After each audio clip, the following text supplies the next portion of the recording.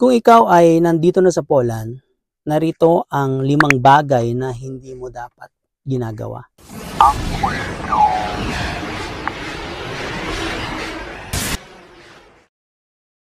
Una, huwag maging bastos o pasigaw.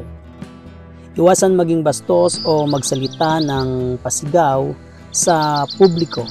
Mahalaga sa mga polis ang pagiging magalang at mahinahon. Pangalawa, iwasan ang negatibo ng pananaw tungkol sa relihiyon. Huwag magbigay ng negatibong komento tungkol sa Katolisismo o anumang relihiyon na usapan. Pangatlo, huwag maging late. Ang pagiging late ay hindi katanggap-tanggap sa kanilang kultura. Magbigay ng halaga sa oras ng iba. 4, huwag maging masalimuot sa pakikitungo.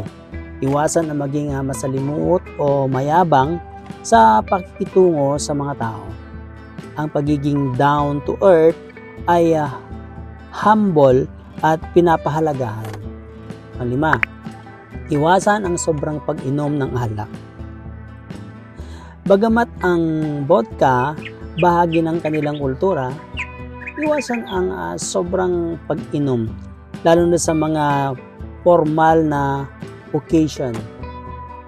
Sa mga pagsunod sa mga gabay na ito, mas magiging madali ang iyong pamumuhay at pakikisalamuha sa Poland bilang isang OFW.